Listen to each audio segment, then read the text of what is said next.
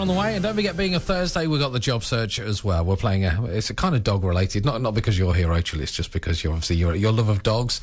And we have an actual Crufts winner in the studio with us. Morning, Rachel. Good morning, Dave. How are you doing there? I'm doing great, mate. How are you? How's the buzz? Have you come down from winning at Crufts yet? Not really, no. Yeah? being narrated round a ring by Peter Purvis, is that his name? The bloke who does it? Yeah. Yes. Must be weird. Is it? Well, obviously, you won Crufts last week. What did you win? Best of breed, was it? Yeah.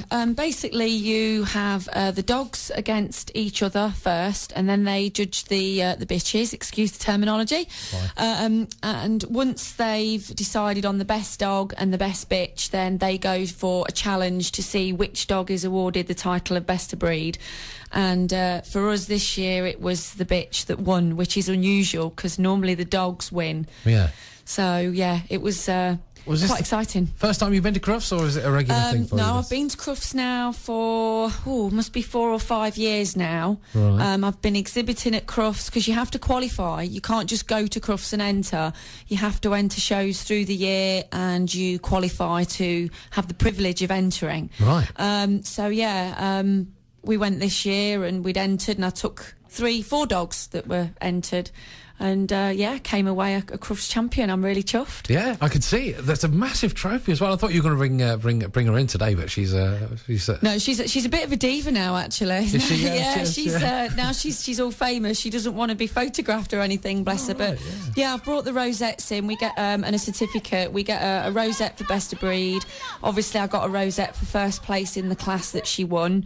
And also I got this special trophy that was awarded to me by the husband of my late friend, Mrs. Allen, and she's the lady that actually brought Canadian Eskimo dogs along with another friend into the country back in the late 90s. I'm going to say, yeah, that's we better explain what kind of dog it is, because this is your speciality, isn't it, Canadian? So, you know, people are going to think Huskies now, but they're... Yeah, everybody thinks they're a Husky. They're not a Husky. They're a Canadian Eskimo dog. You can Google them and you'll get lots of pictures, and they're basically an old...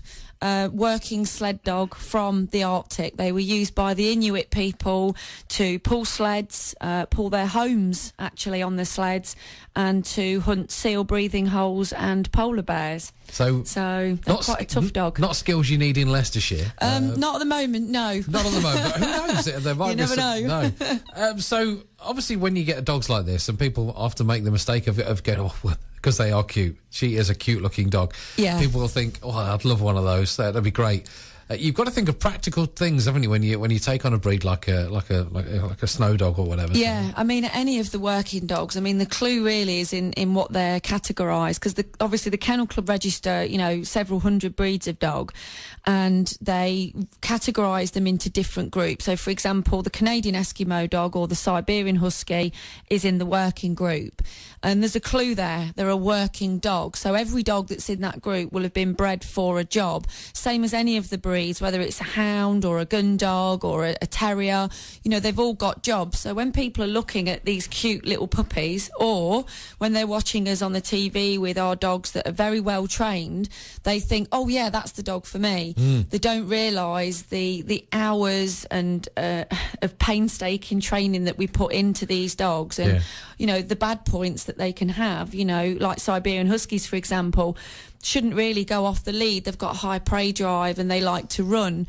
You've got other breeds like terriers that will kill small furry animals. So, if you've got pet rabbits and things like that, it could be dangerous for you to have that dog without knowing what you're taking on. Research is the key, isn't it? It is, yeah. And any good breeder will give you all the advice that you need. So if you are thinking of getting a dog, as I am, I know I'm going to come and see when I do want one. But anytime. What do you do? What do you do to keep yours amusing? Because how many have you got at the moment? How many dogs do you actually own then? Currently, at the moment, I have 29 dogs. Although 17 of those are 3-week, 4-week-old puppies. Right. Okay. So yeah. But the older dogs, when they get to about 6-7 months old, we start training them, and we run them in harness. So you may be familiar with seeing sled dogs in the snow pulling sleighs. Yeah. We do similar sort of thing in this country, either on a mountain bike or with sort of a couple of dogs. or on a wheeled rig. It's like a trike, sort of like a BMX with 3 wheels. And that's what we race them on. This sounds perfect for me. Oh, it's great fun. So you're walking the dog, but you're actually on the back of, you're being pulled along. Yep. This is ideal. I've not heard of this before. Won't keep you fit though, but the dogs will be fit. Hey, I'd be fit hanging on for dear life, I'm sure. So you go out, what do you go out most weekends with them? Or? We normally go out in the morning or in the evening, really early. That's to avoid people walking dogs, because a lot of people have their dogs off the lead, which is not great for us, because obviously our dogs are attached and we need to keep them under control. A running small furry can be a bit of a distraction. Right. And also because of temperature. We need to be mindful that these dogs come from sort of sub-zero Arctic temperatures, and we don't have those temperatures in the UK. You've been fine this morning. It was very cold this morning, but it's the humidity that's more of a problem here. It's quite a damp climate, so the humidity can affect the dogs, and how much effort they put in, they can get quite hot and overheat, and that can be dangerous for a dog because they don't sweat like we do. They do pant, but they don't sweat, so they can overheat, and it can actually be serious to them. We don't run in the heat of the day. We don't even walk them really in the heat of the day when we get to summer.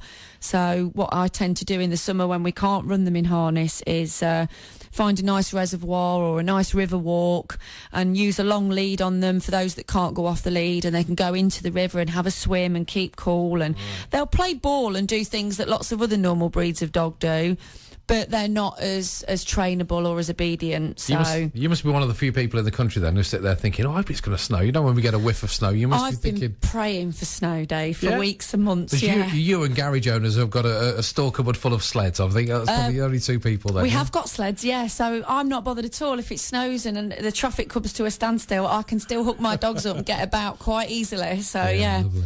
If people want to find out more about the breed, then have you got a website? I'm sure you've got a website. Yeah, I've got a website. Yeah, I mean, my website is the 3 W's, and it's aknak9.com.